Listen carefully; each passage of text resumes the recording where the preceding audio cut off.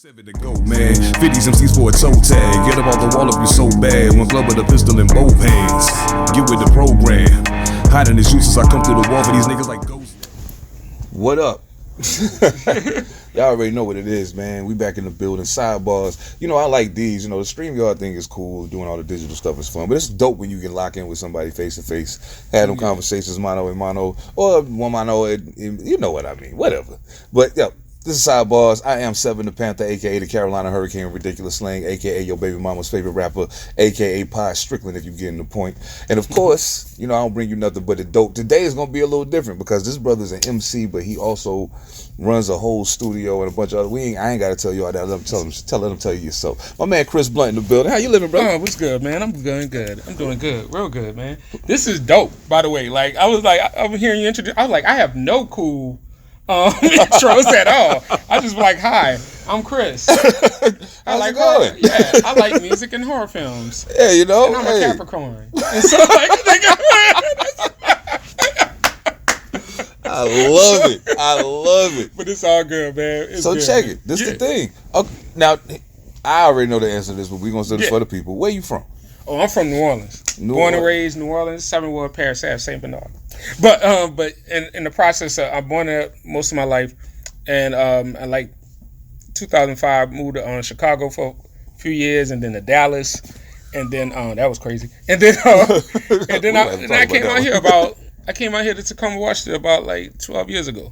No doubt. Yeah, okay. Man, just something different for the fam. No doubt. And so since I got out here, I was like, all right, let me try something different. So I'm gonna ask you the same question I've been dying to ask Jay Electronica all these years. Word. But I can't interview him, so I'm gonna ask you. Okay. How does a brother from New Orleans, the home of the bounce, the home of no limit cash money, how do you even become enamored with the boom bap hip hop? Like how did you get there? That's a great question, man. I think part of it is a common misconception about New Orleans is that we are all a particular type, right? Right. New Orleans is a very musically driven area, and it's very diverse. Like, it's incredibly diverse. So I was listening to BG and the Bee Gees. You know what I'm saying? So I was listening to the Bee Gees. Yeah, I was listening to like Wu-Tang and Nirvana and all that, and I wasn't alone in that space. You know, a lot of us said that. It's just when it comes to I always say, like, hip-hop music is folk music. It's music for the folks. So a lot of times when we're recording things, we are recording reflections of what was going on in our neighborhood. And reflections of what was going on in our neighborhood don't sound like Wu-Tang. It may sound more like BG. It may sound more like Juvenile. You know what I'm saying? So we would have it to that. But I was just so much into everything. I was a sponge for music. So I came up in the soul. And then hip-hop just stuck to me. You know what I'm saying? So that was a part of it. And I think Jay Electronica, through his travels, kind of had that vibe too. You know what I'm saying? But it's that New Orleans is ingrained. So that actually leads me to another interesting question. So when you first jumped out and started like actually presenting your music to people publicly, like what was the reception like in New Orleans? Oh shit, that was it was in New Orleans because I started off as a rapper in high school. I was enamored with like that whole like marrying the styles of like South shit, but also like I was a Nas fan, like crazy. You know what I'm saying? So I was like Nas, Biggie, and on the same token, into like NWA and things like that. So A-Ball, MJG, you like Big Mike? Yeah. Oh yeah. Big Mike. the 7 Ward legend. No doubt. You know what I'm saying? No so all these people, and I like Big Mike because Big Mike sounded like he was a rapper. Yes. And I fucked with that. And there were so many people that were from New Orleans that stuck out to me. There was G Slim, Lord rest his soul, but like G Slim was dope. Controversial but mystical for all the things. But he came out and he was so different. Oh yeah. And that was one of the things. Like New Orleans it's a melting pot, man. It's gumbo. So there's so many different styles that are married. Right. And that's what really drew me to everything. So when I first started rapping, they was like, oh man, you on that New York shit. But also, anything that didn't sound like from the South was on some New York shit. Some New York shit, yeah. But when I first started, it was as long as I got the respect of my peers. That was my main thing. I didn't care about what anybody said. My boys thought that was dope. You know what I'm saying? And It so is, we yeah. we all and most of it was just me talking about the same shit that we all talked about. You know what I'm saying? It's like the group chat, but on paper back in the day. You know what I'm saying? Oh, So, yo, yeah. that's dope. You know Yeah. what's crazy? I had never thought about that concept, but that Yeah. actually makes sense. Group chat on paper. I like that. man. Yeah, I like Yeah. that. Okay. It was just Okay. like that. So, what's it? I mean, I know I performed in New Orleans a couple of times. Yeah, But it yeah. was always something that was specifically built for us to come there to perform. You know what I'm saying? So it's like, Yeah. okay, this particular hip hop artist who has a following, who does what we do, wants to do a show, and they want us to come. Cool. Great. But what's been your greatest performance experience? Was it in New Orleans or was it somewhere else? Ooh. I want to say it's a toss-up, bro. Okay. One of them is New Orleans. I performed at Xavier Springfest, Xavier University. Shout out to Xavier University. Salute. Yeah, Xavier University Springfest. Beautiful HBCU, right? Yes. It was like a chance to really shine, and I think that was like my official like debut to everybody. And it was in front of friends, in front of family, in front of a whole group of people who never heard of me. And I got a chance to, and the reception that I got was big, and it garnered this like attention that I was like, okay, it's up now. And also it gave me the confidence, like, oh, I can really do this shit. Like, this wasn't just something fun that I did with my friends. Right. Like, other people think this is dope too, and that made it official for me. And as an artist, like, crowd response is addictive. Yes. You know what I'm saying? There's no drug that matches it, really. The response that you get from a crowd, like, oh, well, that's dope, right? That just hit me like right in the veins. I was like, oh, I gotta go home and write. Oh, yeah. Like, I didn't even celebrate it that much. I was like, that's cool, thank y'all. Now I get to get back to it. Yeah, no doubt. Y'all got me fired up now. And also Yeah. listening to other rappers come right after me or come before me that were also dope. I was like, okay, I got to be better than that. You know what I'm saying? I got to do that. Part. So and that's the part that get left out there's a a lot, competitive nature. And so, like, and it wasn't, for me, it wasn't like shitting on other rappers. It was just more so like, oh, they're dope. I wanna be just as good or top that. Exactly. You know what I'm saying? I need to do that. And so that was a thing. But yeah, man, that was good. The other one was South by Southwest. South by Southwest. It was an amazing experience because I got a chance to be around. Same reason, so many artists. You know what I'm saying? And none of these people had to listen to me at all. You know what I'm saying? Exactly. So it was just that artist showcase. I'm on there with like a bunch of like up and coming rappers. Some of them are big now. Some of them didn't go. But like we all, for that day, we all on the same stage. And I think that was so dope to experience and just be around, man. So yeah. Oh, so who's somebody you performed with that you've seen like ascend, that you was like, when I saw them, I knew they was gonna take off? Ooh, there was Saba. Whew. Saba's indeed. Saba's a dope one, man. Saba, man. Saba, you should come on Side Barz. I'm just saying. It's a real one right there. Man, there was so many people. I got a chance to open up for like some of my favorite artists of all time, like Wu-Tang and Camp Lo, Hieroglyphics. Camp Lo. Yes, Camp Lo. Shout out to Camp Lo, Hieroglyphics, all those people, man. So just being in this space, Supernatural.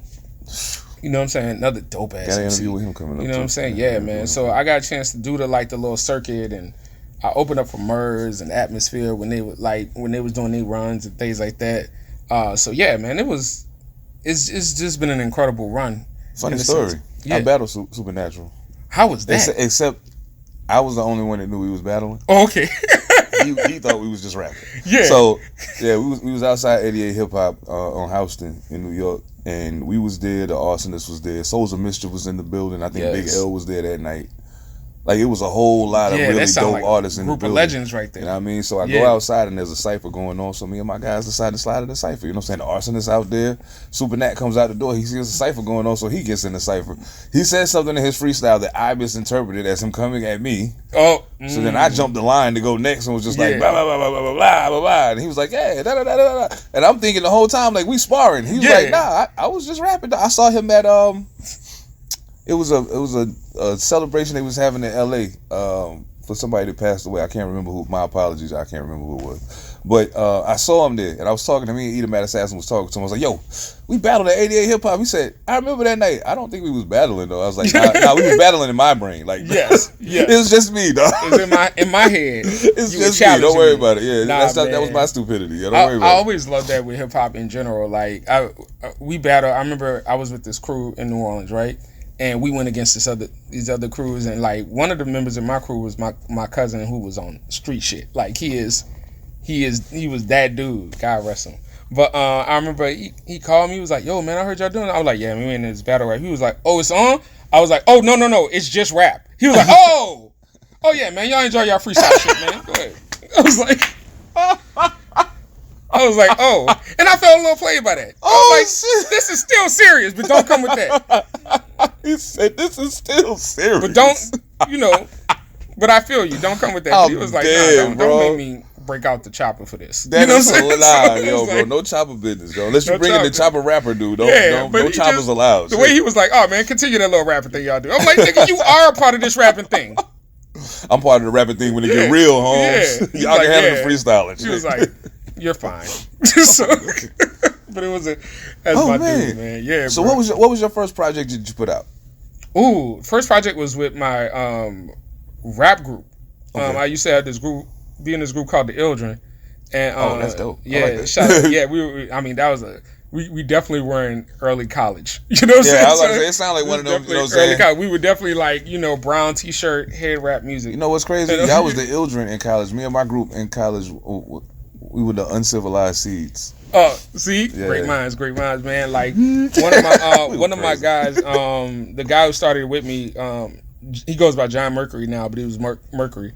And he went on to produce for a bunch of artists. Like he produced for Currency and Wiz and everything. But yeah, he's dope, super talented. And myself, and this dude named Ali, we all would we came up with this album, and we just used to distribute it hand to hand. You know what I'm saying? Like back in the day, like this is back when you can get it out the trunk. Yes, indeed. And we did that, and it got us it got us far. Like it got us a potential deal, and that was my first time going to LA and in performing for record labels and shit. So like that was really dope, and that was the first official project that we did. Yeah, so that was cool. And then after I moved from New Orleans is when we all kind of spread out and did our different things, and I did my first album, which was called I think Open Wounds. Because before I went by my government, I was Cutter, because I was given that name because I was a butcher in high school, and so and I always loved this is priceless. I always loved Wu-Tang. This is priceless. Yeah, oh my god, I love Wu-Tang, and I love knives and swords and shit, because obviously, and and I used to have a box cutter all the time, so it was dude, cutter. And so I used to do that, and it was the whole the blades are sharp, shit like that. Yeah, I mean, no doubt. Sorry about the ice maker, but so that was my shit. I was always into blades, and then I was a kid. I was just everybody was talking guns, and I was like, guns are, it's whatever. If you stab somebody, it's personal. Yeah. so that means something. Yeah. Yeah. So that was my.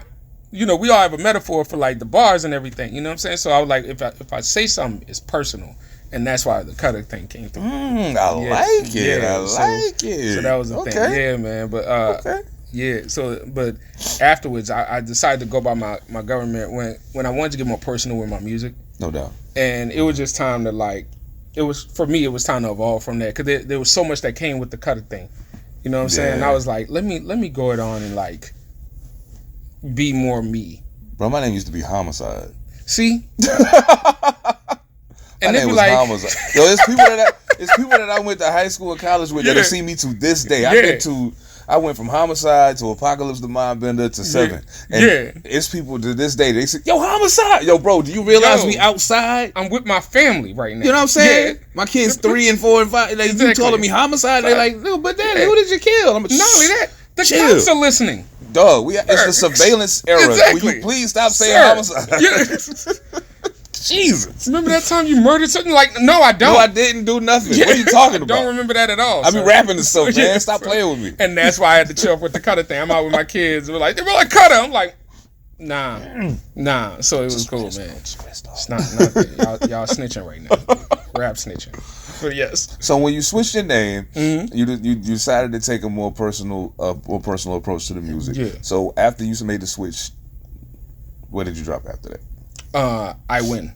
I was about to say, I Win the first project you released as Chris Blount? Yeah. Okay. Yeah, it was. And the reason why, I think, because I got into it with my label and my rap partner at the time and everything, and I felt abandoned because I got married and then I had a child, and so my first child was born very, very, very early. He was 26 weeks, 1 pound 9 ounce, right? And so I took a break from all that shit. I took a break from everything because my child was in NICU for like 6 months, and it was crazy. And also it was like that does a lot to your psyche too. Like, I'm newly married. I have a child that's I can see literally struggling to breathe, and that became the most important thing to me. And so I left all the music for like a year, but in that time it was like everybody kind of counted me out, and it was like, oh, he's not gonna do anything. He's done. Yeah, he's done. And I got told some things, and I was like, all right, I get it. And then one day I'm kind of like ruminating on it all because as one does. And especially as a rapper, you never, because I was like, I guess I don't need to do rap no more. But it's like, it's impossible to give up rap, especially if it's in you. Pro. You know what I'm saying? And so I remember one day, and I'm going to actually credit my wife on this one, because I was like, I'm trying to figure out if I did a project, what would I name it? And she was like, how about I Win? I was like, yes, because it's always been somewhat of a battle in life with certain things, like with people or in situations, institutions, things like that. And sometimes you need to know that like you win because of the things that you have. No doubt. So the cover of I Win was my son. Oh, that was just okay. Yeah, it's my son. Yeah, he looked like me, but yeah, that's my son. I dead ass thought that was you. I was like, okay, yeah. So that's my son smiling because he's the reason I win. No doubt. So no doubt. So I got to cheat a little bit because I got notes. Good, yeah. So I got to cheat just a little bit. Dope. I got notes. I'm always a little bit prepared. Yeah, I'm never extremely, but always a little bit. Yeah, man, it's crazy because I Win is old as fuck now. But I was about to say, it's been a minute. It's been a minute. But the beauty of it is, I can hear some of the frustration as well as some of the, I guess, relief of the frustration as the project continues to go. Yeah, the album is low-key angry. First 48, I love that record. Thank you, brother. What's the name of the other joint? It's closer to the end. See, now I'm cheating. No, it's all good. Now I gotta cheat. Yeah. It's okay. Don't tell nobody. Don't tell nobody. They watching. You ain't gotta tell them. Bittersweet Success. Yeah. Hood Orchestra. That was the shout out to Omeka. Yeah, man. So let's start from the top. First 48. Yeah. Tell me the motivation behind the record and like just explain the song a little bit to people who might not have heard it. Okay, First 48 is honestly just 48 bars. And I was just like, I just want to rap. Like some joints you just want to rap as a rapper. And I was like, and I told a friend of mine, shout out to 3M, another dope ass producer from DC, who I met back in New Orleans, Euphonetics. But like he was like, yo, he hit me up and he was like, I want to do a track for your album, but I don't want to do a single. I want to do like just a good like meteor track on the album, like a sleeper. And I was like, all right, send me your beats. And he sent me, I was like, oh, this is dope. And he knows that he knows me well. He knows I love horror films, and it kind of starts off like a horror film. And I was like, yeah, let's do it. And it was I was like, just have fun. Like a freestyle. It's like, not just was writing and listening to it. I was like, all right, this is just fun. You know what I'm saying? So it just ended up 48 bars. I feel it. And that's when I was like, I'm just going to call it First 48. It's something that like I wrote it and then named it. Yeah, that makes sense. Yeah, that makes sense. I wrote it and named that happens. And it's odd that you mentioned that because I was having that problem the other day. I was writing a song and I was like, I don't even know what to call this. Then I was like, you know what? Just finish writing the song. The name will come to you. It'll come. Okay. It's okay. Absolutely. What's your? I hate to ask people this because they never have. Yeah. You know what? A couple people have had a solid answer to this, but on that project, what's your favorite song? Shit. That's usually the first response when I ask that question. Shit. I want to say waiting. Waiting was good because waiting reflects an overall me. It's autobiographical, and it's one of the things where I get to sit down and kind of speak to the spiritual growth that I grew. No doubt. That I had. So it talks about like waiting for your moment. It talks about purpose, and it's almost like a tongue-in-cheek thing because I took so long to do everything. You know what I'm saying? So it was that, but it was very much everything has its time. True, and everything has its purpose, and so that's why I love waiting. Absolutely. Yeah, I feel so that was it. Okay.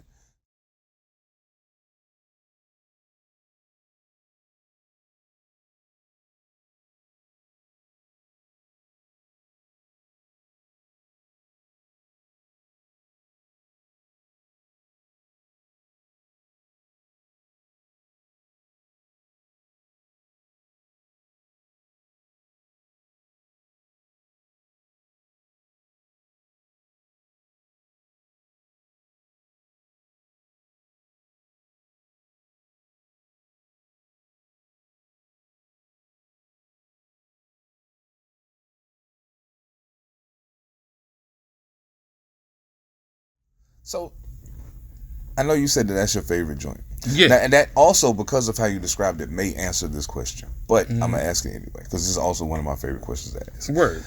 If I'm running through an airport and we run into each other, you don't know me, I don't know you. Boom. But I find how, by whatever means, maybe you're talking to somebody about music, and I'm like, oh, you make music? Yeah. Give me a song right now. Like, I only got time to listen to one song. Give me one song now that I can listen to and know who you are as an artist that's going to make me come back and listen to the rest. What song would it be? That's crazy because it's not on that album. But it's one of the more recent ones I did, which is Thoughts. Thoughts, yeah. Yeah, Thoughts. Is dope. Yeah, I think Thoughts is cool because it's very, once again, autobiographical. I think hip hop is at its best when people are talking about what they either lived through or where they are now. Absolutely. Because I think hip hop is that's the reason why hip hop gets the flack and it gets the praise that it gets, because it comes from a singer songwriter type vibe. Right. You know what I'm saying? Everybody. Yeah, we do everybody embellishes a little bit with some of these things. It makes it fun. Yeah, it makes it fun. Because I mean, yeah, we all do it. But I think it hits well, and also where I'm from, authenticity means everything. Yes. And so a lot of times as an artist, I realize our strength is in our vulnerability. And I wanted to write something and go, hey, sometimes I don't have it all. You know what I'm saying? Sometimes I'm not all there mentally. And at the time, I had so much boiling up at the time that I was like, "Yo, let me just write it." Yeah. And it came out dope. And you know, the flow pattern's awesome and everything, and it's very chill. So it has a very Blackalicious Gift of Gab, Souls of Mischief kind of bounce to the way you rhyming in the song. It does. Yeah. You said in the record. I'm probably quoting this wrong, but you said it caught my attention because I was like, I don't know, man, how many people would actually say this in the song. When you was like, I'm anxious about my marriage. I think my wife think I'm average. Yeah. And I was like, whoa. And if I perish, and she can live out the life she dreams. Yeah. I think as a grown man, like we are, and as an adult in general, we all have our moments where we don't feel as confident. Thanks. In things, and it has nothing to do with. It actually has nothing to do with that person. You know what I'm saying? It could be where we fall short within ourselves. And one of the things I learned is like nothing's personal at all. My wife kind of hates that line. But but I told her, I was like, at the time, this was me being as vulnerable as I possibly could. Like, these are my inner thoughts. And we've all had those moments where it's like, am I doing the best I can? Or am I being that person that I claim to be? You know what I'm saying? Am I we question. I remember listening to Joe Budden, who was great at vulnerability in the mood music. And he was like, I'll be honest, for real, I ain't been the best father. You know what I'm saying? I was like, oh shit. And like that to me caught my attention because in the era where everybody brags about everything, I think the real bragging is showing like, hey, I can put myself out there. There's nothing you can tell me because I told everybody. Exactly. You know, there's nothing you can expose because it's out there. And I think that's the most powerful thing in the world. So like, hell yeah, that's man. Real. And I, you know, and it's funny you say Joe Budden because it made me realize the same things that I appreciated about him as an MC are the things that I've come to learn to appreciate about him just as a personality. Yeah. And it's like, okay, a lot of times he say stuff and he'll say things just to get a response or to bend the conversation. But at the end of the day, like when it's real talk time, like he doesn't mind exposing what he feels, you know, what his flaws are.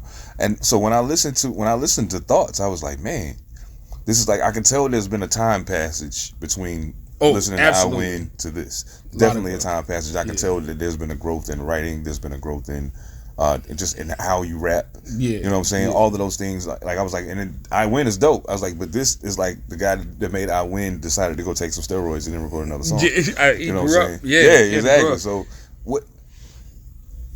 what is the ultimate goal? Because we always talk about people being quote unquote successful, but we often say, myself and Monster and Mojo, like all of us had a conversation. Success looks different to everybody. Absolutely. As far as making music goes, rapping and putting the shit out and all of that, what does success look like to Chris? Honestly, I want to do like at least 2 more albums, at least. Like, and don't get me wrong, I can do this forever because I don't look at hip hop in the sense of having an expiration date. Because I respect the craft and the art.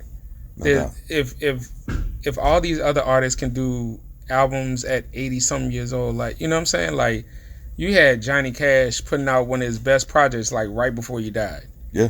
And I think hip hop deserves that reflection. We deserve to see ourselves no matter in whatever stages in our life. You know what I'm saying? So I want people to hear me as an angry 20-something-year-old and then hear me as a reflective 40-something and maybe like a 50, 60-something-year-old, right? Because it's all reflection. I think that when you stop looking at hip-hop as a hustle and as an art, it expands you. Yes. You know what I'm saying? So like, I think the problem with, I know I sound like an old-ass man, but the problem is these young motherfuckers, like hip-hop... And it's because it's been something, right? But there are certain people that look at hip hop as a hustle or as a mean to get by to do something, and then there's other people who look at it as an art, right? Absolutely. And a lot of times those are married. They marry the two, and that's the most, you know, that's where you get your high praise ones, right? But when you have the ones that look at it as the art, and you know they got the business together and everything, you have longevity. Yeah. And that's the thing. I want to be the type to. I don't do this often, but when I do it, I mean it. That's, you know what, you absolutely read my mind because I was thinking there was a period in the last 5 years or so where it seemed like everybody was just in a rush to drop as many projects as they possibly could. You know what I'm saying? And the quality suffered because they were so in such a ruch to just keep. You remember Missing People? Because I remember like when the album came out, I was like, fuck, I haven't heard from him in a long time. What they up to? And you listen to the album. I missed that. When an artist will drop an album and then, you know, you got to wait a year or maybe even 2 years before the next one comes. You might hear them on a feature like 6 months before the album comes. Like, hey, where you been? Yeah. You know what I'm saying? And then you start hearing the word a couple months later that the album coming and you're like, yeah. Exactly. We don't get that opportunity now because your favorite rapper picks up their phone every day on Instagram or TikTok or whatever, and they're in your face saying something all the time or talking about what they got going on all the time. And I'm like, dog, it's hard to keep up with this because it's every single day. And then I don't care. And exactly. Then I don't care. So, and that's the thing. I think that everything is good in moderation. Yes. Everything is good in moderation. So, like, yes. And that's the thing. Because everybody's rapping more and more, rap has gotten better. Yeah. I think you have a lot less whack rappers now. You know what I'm saying? But also, you have a lot of rappers that I don't give a shit about. They can be great. I'm not listening to that shit at all. So, because what time are you taking to make compelling music? Bro. You know what I'm saying? Like, what time are you taking to actually live the life that you want to write about? You got to experience certain things. I just want to say that there's a particular young lady that if she was to come out tomorrow and say, you know what, I don't think I'm ever going to make music again, I wouldn't be heartbroken about it. Yeah. I'm not going to say your name, shorty, but I got a feeling you might know who I'm talking to. You're probably never going to see this anyway, so I don't. There's a lot of rappers. Like, y'all can keep that. Yeah, basically. Keep it in the drafts. It's fine. But I think that's the beauty of hip-hop, though, because it's for somebody. It's for somebody. It's not for me. That part, but, you know, right there. but it's all good. Yeah. You know what? I said that when Nelly came out. Yeah. I was like, this is not for me, but I can see why people like it. I said the same thing. I see why people like it. When Nelly came out, like, that's nice for y'all. I love that. Yeah, that's cool. Yeah. Get your club on. Drop down and get your eagle on, girl. Exactly. Oh. Jesus, man. So, I was like, yeah. Here you go to 1. What up? Give me your top 5. Pop. See how I get them off course doing all kind of other shit, then swing it right back to the difficult. Shit. I love and hate the top 5 question. Because I feel it, yeah. Because it's so it's for me it's always in the now because I love hip hop, man. And Absolutely. I love all the things. So it's like top 5, which era? Which time? You know what I'm saying? So let's go with for the sake of argument. I have like my personal favorite. Okay. Which I'll give you, but then I have my all times like as a hip hop scholar. Okay. So like, but I'm gonna give you a combination of both. All right. So, you can't, and I'm just saying this for me. Like you got Ice Cube. Ice Cube is in my top 5. That's a good start. Yeah, Ice Cube. Good start. I'm gonna go with, and remember this is personal. No doubt. So Ice Cube, Black Thought. Whew. Black Thought is another one. Top 5. Almost send me to church with that one. Yeah, man. Let me see. Shit. I want to go with Face. Scarface. You got Scarface. Yes. Nas. Mm-hmm. Nas. And shit. That's hard. There's so many. Yeah. There's so many. See, this is the part where the Royce. Ooh. That's my 5. That's for now. That's for now. It could be different tomorrow. It could be different by the time this is released. I'll be like, man, that is bullshit. Yeah. But I can't believe I said that. That's my. But nah, I regret nothing at this moment. I regret nothing. But yeah, those are my 5 because they've all played a part in making me who I am as a rapper too. Sure did. You know what I'm saying? Like I can't say that I can't say I wasn't inspired by Ice Cube. That'd be crazy. No rapper can't. A lot of rappers can't. You know, just like but I recognize that there are people who are architects of this. You know what I'm saying? Yeah. You got your Rakims, you got your LL Cool J's, you got your KRS-Ones. Like and all these people are very important to the culture. They're pivotal to everything. But like and certain things may have not like even though they're great, they may just not have affected how I did personally. Right. You know what I'm saying? Right. Like I grew up in the era like I love Common. I love Common and listen to his music. I think Redman, I think of all them cats, man, like we talked earlier in the other podcast about Wu-Tang and how without Wu-Tang you wouldn't get like a Odd Future. Exactly. You know what I'm saying? So like you have all those people, they are responsible for all that. And it's just beautiful to see that in hip hop, man. So yeah, I think that you can recognize architecture, the culture, but still have your personals. Oh yeah, absolutely. You know what I'm saying? Because I think some of my like I have my a top 5 that I think is like my like all time like just as an MC period as a person who is a fan of MCing. These are my 5. In my opinion, these are the 5 best MCs. Give me ever. yours, yeah. You know what I'm saying? But then I have like, but these are my personal favorite 5. You know what I'm saying? Exactly. So I mean, like mine was pretty much the same. Like you had 3 out of my 5 because you had Nas, Scarface, and you had Black Thought. So you had all 3 of them. Yeah. The only 2 in my 5 that you didn't have was Rakim and Andre 3000. Yeah, I feel that. You know what I'm saying? But like that's.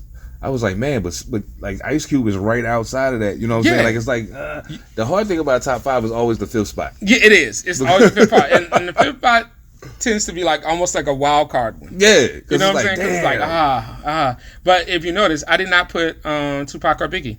Yes, and that's on purpose. I think that because they are. I often say like somebody else said this, so don't quote me. But like Biggie was the Bo Jackson of rap. Like Bo Jackson was an amazing athlete, and his just career was cut short. Yeah, I think Biggie was an amazing rapper with a lot of potential too, and we just got cut short. Tupac, and we often forget like they died when they were kids. Bro. I think about that like, yo, when I was 24, I didn't know shit. You know what I'm saying? Like I was wilding out, and there were a couple decisions. that they made that changed their life. Yeah. I told somebody the other day Tupac was 25 for 3 months. Yeah, 3 months. Tupac got to be 25 for 3 months before he died. Exactly. Like they were just kids, man. So, but without them, you wouldn't have so many offsets, Oh yeah, no. So you have a lot of like things that they became, and I don't think the lane for DMX is as open as it was had it not been a Tupac. It's absolutely. You know what I'm saying? Tupac kind of opened people's eyes to being like, okay, when that energy comes through, we got to recognize it. Yeah, you don't have a lot of people over Tupac. Man, look. Yeah. And I will say it was weird though. So in New Orleans, when the whole East-West thing was going on, like how did that kind of? Because I always wondered when I talk to people who aren't from the East Coast or the West Coast, like how did that affect your personal? We was eating popcorn. I love it. We was like, "Ooh, that's crazy! What they gonna say?" That's awesome. Oh man! Now I'm gonna go ahead and listen to this Goody Mob. But this is you feel me? Exactly. But yeah, like exactly. Y'all wilding. We were just. It was like watching. We were like, let the moles fight. This is crazy. Now I was watching a video I watched this thing called Swamp Stories. Yeah. On YouTube sometimes, and they usually just talk about street shit, but they talked about Calliope Magnolia and how that whole thing was bigger than it's bigger than Cash Money No Limit. That's just who y'all know from there. Yeah, you know what I'm saying? But so I mean, how much being from there, how much of it impacted the situation between the projects and all of that stuff that was happening? How much impact did that have on the music scene there? None. No. Okay. No. New Orleans is a very personal city. Everybody knows each other. So even the Cash Money No Limit thing is a farce because a lot of them used to be on different labels, and some of these people are family. Exactly. You know what I'm saying? Like, so it's like, yeah, you had like Soulja Slim, for example, right? Soulja Slim was on Cash Money and he was on No Limit. Yeah. You know what I'm saying? So, but also Soulja Slim, his beefs, his personal beef was like street shit. No doubt. Had nothing to do with music. So it was very much that like the Mystical and UNLV shit, like that was manufactured. And we knew it was manufactured. Wow. So them niggas knew each other. And they ripped each other, like they Joneses and shit like that. Every now and then you'll get some shit where somebody like have an argument and like there were rumors of fights, but in New Orleans you're never above a conversation. You know what I'm saying? So like New Orleans is very it may not seem like it. We're a very family oriented city. I can see that. And we were very forward thinking. Like, we talk about queer people in hip hop, right? Like Big Freedia was popping for years, and was able to hold their like go toe to toe with if you talking music and shit. Yeah, same thing. You have all that. So you have we always been open towards that. Yeah, man. I like that. Okay. Yeah. All right, so I'm gonna close this out with a quick story about your hometown. Oh, great. First of all, I'm sorry. We didn't mean to shoot at you. And I just gotta say, when this happened to me, it confirmed all of the bad stuff I thought about New Orleans, and I was like, "Fuck this! I'm never coming back here again." So I'm down in New Orleans with two of the homies. We down there for Mardi Gras. You know what I'm saying? Just out there fucking around, having a good old time. And I started realizing I don't got no weed. I'm out. You know what I'm saying? I need to smoke. And so there's this guy from New Orleans who's been, popping up in the places where we at. Because, you down on Bourbon Street, you go in one spot. This guy, I see him all the spots. I'm like, hey, yo, bro, I'll let you. Yeah. Where the weed at? Oh, I got you. Come on. Yeah. But, that's me translating what he said. I can't say what he said because I don't speak New Orleans. But anyway, so we walk to some neighborhood, and he's like, yeah, just hand me the money. You stay right here. I'll be right back. I was like, all right. He goes into the apartment. The door closes. I'm standing there 5 minutes, 10 minutes, 15 minutes pass, and I'm like, it don't take this long to buy weed, bro. No. So I go up to the door, and I'm about to go knock on the door, and the brother opens the door and was like, who you? I was like, yo, brother with the dreadlocks that I was just talking to, white t-shirt. He came in. He was supposed to be getting us some weed. He said, man, that nigga came in, said, what's up to everybody, went out the back door, man. What you I was like, the scam. Oh, yes. I wanted to cry. I wanted to cry so bad. I was like, okay. Yeah, man. You gotta niggas be scamming, man. So that's we do that. We do it. And they especially do it to people who are not from there. Oh, yeah. You know what I'm saying? Because it's like you don't know where they live. So he probably came in and was like, "Hey, what's up, y'all? Listen, if y'all see me, y'all didn't see me, and then I'm about to dip out." As we walking back, I'm thinking to myself, he might have still been in there. Ain't like I was gonna ask. Yeah, he might have. Ain't like I was gonna ask. You know what I mean? So yeah. Oh my God. Oh, New Orleans. I love home, man. I do. I love home. I go home, and I give them a good 3, 4, 5 days at best. Oh yeah. Yeah, but that's just family shit. It's like I don't really feel like being here that long. I jokingly say that New Orleans is very much like a toxic ex sometimes. We had a great time, but she still be fighting in the club. and I'm 46. You know what I'm saying? So that's home. He said she still be fighting in the club. She still be fighting in the club, and I'm like, babe, chill. Fuck that. And I'm like, okay, girl, why are you still drinking Incredible Hulk? Nobody does that. Exactly. But I love home, man. I feel you, bro. I'm the same way with the East Coast, yo. Yeah. I'll go and I can be there for a week and be like, all right, I have my fill. It's time to go back now. And I get mad at that because I was like, how did I get used to this place in Washington? Bro, I've been here almost 10 years, and I'm telling you, I you know what? Tell the people how they can find you online, man. We ain't shit! All right, yeah, man. On Purpose Recordings online. Yeah, I'm mainly on Purpose Recordings, so you can catch me on there. You can catch what we do at the studio. That's always a good look, you know. So yeah, that's about it, man. Follow him on TikTok, Chris Blount. Follow him on Chris TikTok. Blount. He's very. He has very, very engaging videos, and every now and then he'll drop something. Like, man, I was just thinking. Yeah, you know what I'm saying? Every once in a while, I'm random. Super dope shit. I probably. So yeah. Hey man, thank you so much, brother. Man. I appreciate thank you, man. It's an honor, brother. Hey, it's an honor, MC. Thank you for coming up. Hey man, y'all already know what it is, man. Nothing but the dope over here. We don't do none of that stepped on shit. You know what I'm talking about? Side Barz, Pantha Politix Network. Salute to the guys over at Pantha Politix. T7, Monster Illicit, my brother Dice Dilly. Salute to the guys at All Purpose Podcast, Evan Almighty. And Phantom, don't forget you can catch us live every Monday night, 7 p.m. Pacific, 10 p.m. Eastern for Monday Night Live with All Purpose. If you want to hear your sports uncut without all the bullshit, come rock with us. You know what I'm saying? Every Thursday, Pantha Politix Podcast, 6 a.m. Eastern. Never fails. Every Thursday, we right there each and every time. You got 222 episodes to catch up on. So, thank y'all so much for locking in with us. Salute once again to my brother Chris Blount. Thank you to all of y'all for locking in with us. One love to Dubby. We'll catch y'all next time, family. Peace.